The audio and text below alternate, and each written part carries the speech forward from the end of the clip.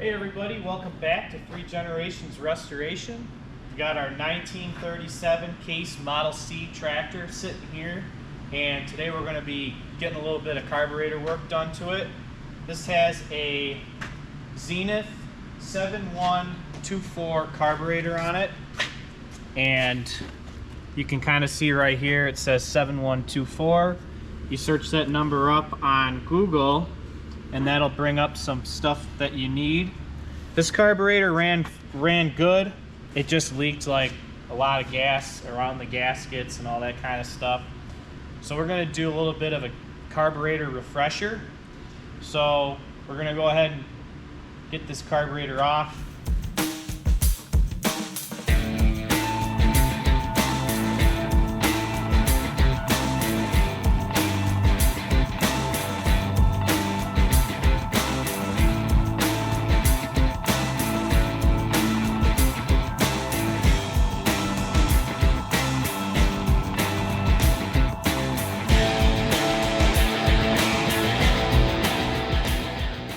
So here's the actual kit. We got it from the Carburetor doctor. Here's his business card here out of Tulsa, Oklahoma. Part number is CK0577, and that's for our Zenith 7124. Here's all the tools we should need to get the job done today. So we'll go ahead and get right to it. All right, so first step is to shut the gas off, and I already got it off. We're gonna go ahead and take our fuel line off. Probably gonna have a little bit that leaks on the floor, but that's okay. So go ahead and we will spin this off with our 5/8 wrench. That's usually what these fuel lines are, typically, is 5/8.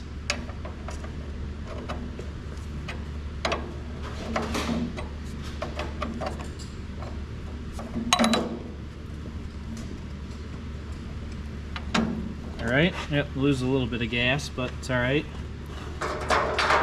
Next thing I'm going to do is pull the choke cable off. This is just a homemade chunk of wire, so pry that off of there. Same with the choke cable for the... Where's the pliers? Right here. Same with the choke cable for the actual operator's platform, which is a custom built farmer fix here. Someone just tied up some steel wire and kind of made it work.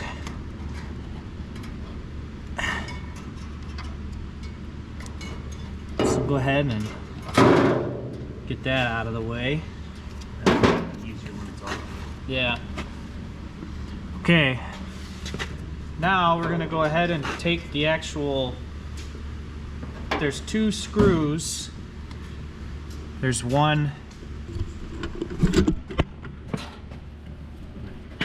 two screws that are in here. There's one here, and there's one here that actually bolt the carburetor up to this big air cleaner. We're gonna go ahead and take those off. They're just two big regular screws is all.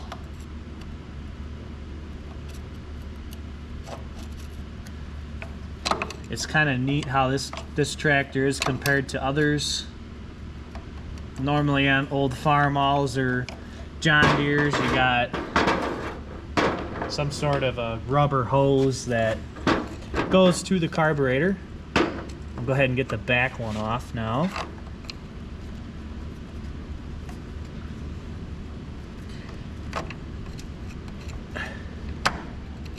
It's not in the best spot, but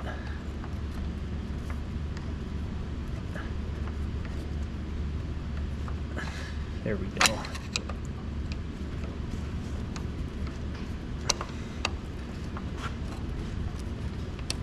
All right. There's the screw. Now, got myself a custom wrench here. Just a 90-degree bent with also a shaved down end for the one bolt for this part of the carburetor. And I have this here because one of the jets gets in the way of another screwdriver or another wrench. But that's just a nut. This other side is also a nut, so we're gonna go ahead and loosen this side and actually take this side completely off.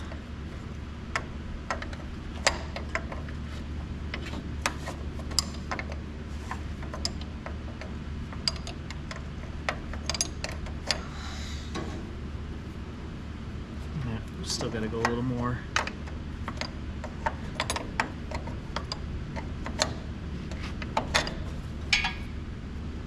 There we go.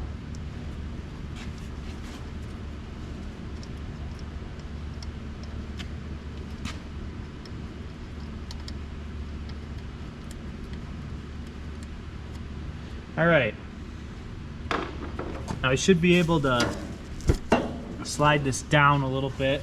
Now we got it loose, so now I can keep very nice and easily lowering the carburetor down and loosening this nut at the same time with our little 90-degree shape down wrench. We just took an old wrench we had and customized it.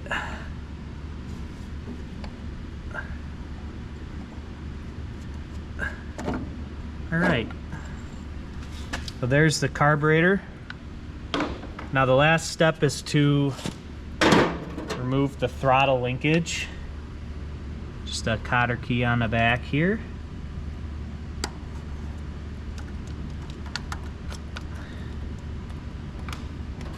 We'll pull this off, and here we go. There it is. We'll go ahead and set her on a bench. I'll clean it off a little bit, and we will start tearing it apart.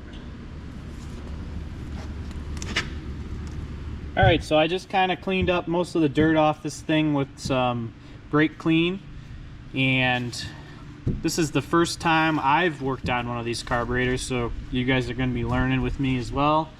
By the looks of it, there's only one bolt that holds this whole carburetor on, and it's right here. So we're gonna experiment real quick and see if this is true. Yeah, look at that long bolt. Yep, there's the carburetor come apart. Here's all of our jets. It doesn't look too bad. It'll be easy with that. Here's the other side with the gasket, and here's the side with the float. You can kind of see here, a little rusty. Not too bad. It was working fine. So I'm gonna keep the original float and the original seat and needle, just because I prefer those older, more metallic versions of the needles. Here's the gasket. We'll peel this off, hopefully without even having to remove the float, but our Venturi is right here, and this will just slide right out, just like that. Here is our gasket that we are replacing. That is the suspect gasket. So set that aside. Yeah, someone made that gasket. So if you guys can tell, here's the gasket that's brand new, and here's the one we pulled off.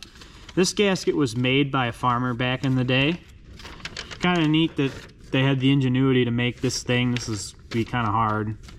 All right, so we're gonna pull the actual float off very gently, so we can actually wire brush this surface off. Here's our needle, and that actually stays in the whole assembly there. Kind of cool. I've never seen something like that before that stays in. So I'm gonna go ahead, I'm gonna wire brush this surface, and I'm also gonna wire brush this surface, being very gentle of this needle here. And once we do that, I'm just gonna blow a little bit of air through this and this nozzle. This tractor ran fine, so none of this is suspect, but while I'm here, I might as well just blow a little air in through it and make sure it's okay. I'm gonna go ahead and wire brush this real quick. All right, everybody, so just got done cleaning, and my dad actually made a gasket for the actual air cleaner assembly, which wasn't included in the set. So we're gonna go ahead now and put this back together. Cleaning wise, I took brake clean. I cleaned all the holes, all the ports, and then I also reamed them out with some torch tip cleaners. And then I blew air through it, make sure everything was good and everything was open. And everything was working good. Everything was nice and open and clean. So I wire brushed the gasket surface for this portion here, the top. And then I repeated the process on the bottom with everything down here. All three of these jets and nozzles are clean. Same with the one down there. So we're gonna go ahead now and assemble this thing. So we're gonna start with the gasket, which like I showed you before, here it is. And this only can go on one way. So we'll set it there, and then what keeps it down while you're working is the venturi. The venturi can only go in one way. This has to go over this. There we go.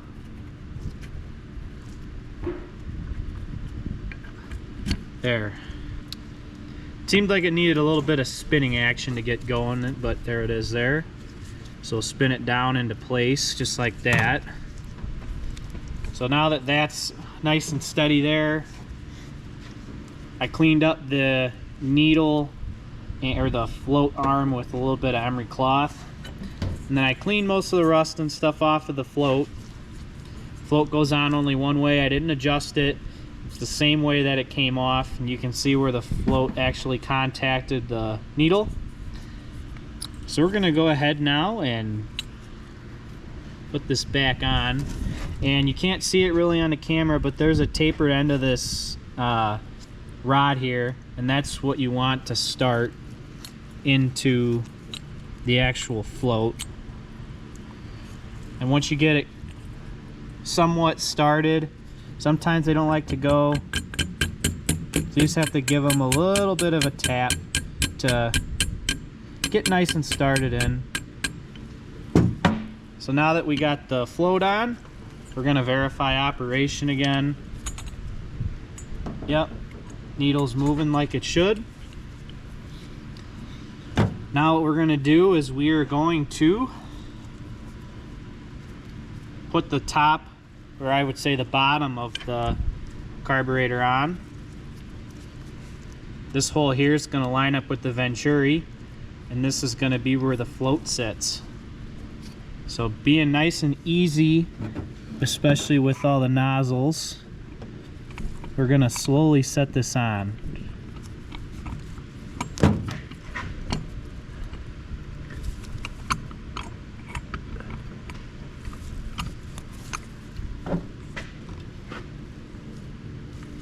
Might actually be easier to go sideways. All right, so it wasn't going together because the float rod here was just out a little bit too much, so I pushed it in a little more. So now we're gonna slowly put this thing together. And you can tell that we're all together right there. Holding it just like this, we're gonna go ahead and we're gonna thread our bolt on. We're gonna go ahead and tighten her down now.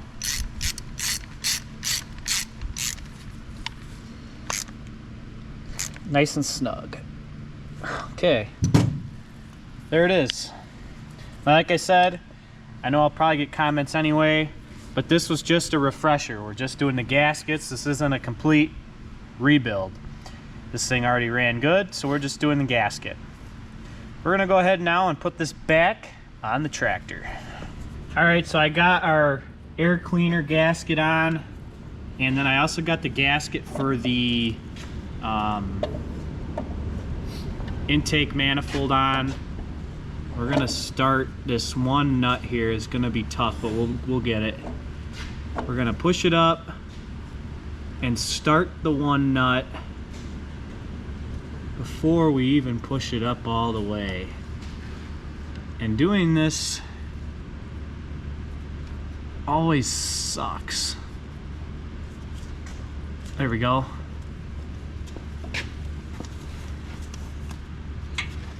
Okay, looks like we got that one started in there. So we're gonna use our thumb to tighten it all the way or most of the way up. Here's the nut for the other side. You're seeing a little bit of gasket sealer. That's for stickiness of our gaskets, just because. Oh. Can you get it when it's on? Yeah, I can get it on there. Okay. Looks like I forgot to put the throttle linkage on.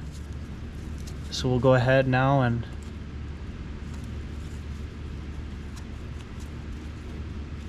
that light is in the way? Stick, no, not in the way, but when I stick, there we go. All right. Almost forgot about the throttle. That's all right. We got her done. All right, now we need to completely suck this carburetor up, but we want to leave it snug so we can get the actual air breather started. So we're gonna use our custom wrench here to tighten up these bolts, or nuts I should say. Once again, being very gentle and very aware of this needle here. You don't want that to break off. That wouldn't be a good day. All right, guys, so I'll tell you what, that was tough. Getting this flange here lined up was extremely tough.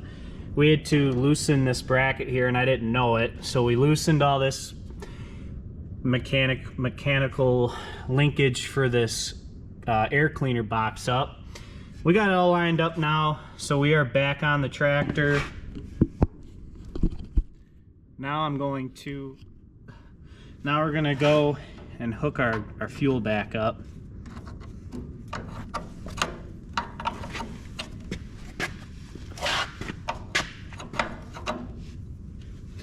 Had to have two people to get that fuel line on, but there we go, we got it.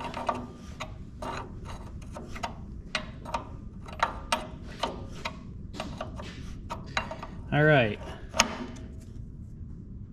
Perfect. Now we can rehook up our choke mechanism, which goes right here. And then I'm gonna upgrade this at a later date, but just for now I can put it on and just keep it tied.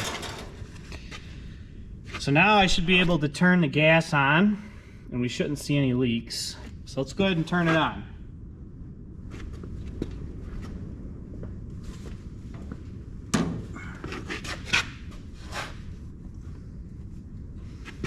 All right, we're getting gas to the sediment bowl because we got a little venturi going in our sediment bowl. So we should be getting it to the carburetor, and I cracked this and yep, we're getting gas in the carburetor.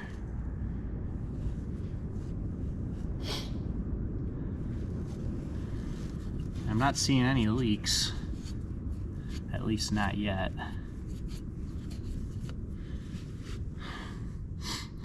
Well, seems like it's okay. Yep. All right, I guess the next thing to do is try to start it. So that's what we're gonna try to do now, is I'm gonna grab a glove and see if I can't get this thing started now.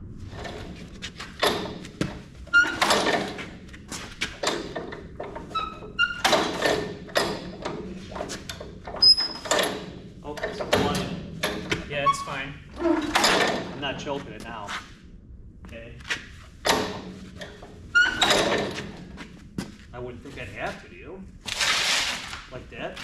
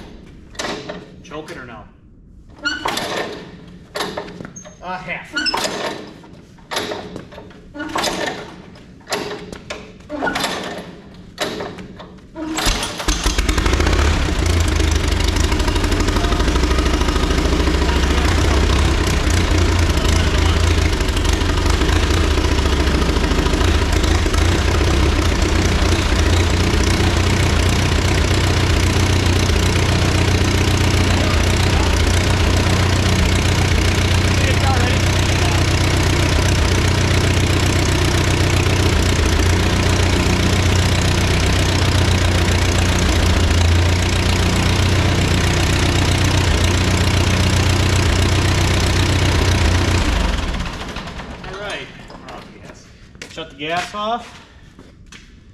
Well, took a little bit of cranking to get it going. Obviously it hadn't started in a little bit. Plus with the new carburetor, the gas had to get through everywhere. The only leak we had was when we flooded it, and a little bit leaked out where the air breather is, as well as when it kind of popped, some of it shot, got all over, but when it started, it cleared up pretty nicely. You can kind of see down here where a lot of it shot out when it was running from back down in here down to here. Carburetor's back on and started and running. So the next video, I think what we're going to end up doing is spark plug wires. Those are all junk. And also put a different hood on it. This one's got some holes in it. We have a different hood lined up, so. But yeah. So it's kind of a short little flick on the carburetor rebuild of this thing. A little out of breath from cranking this thing over about, I'd say 50 times, but pretty good tractor. Nice carburetor now on it, so stay tuned for the next video.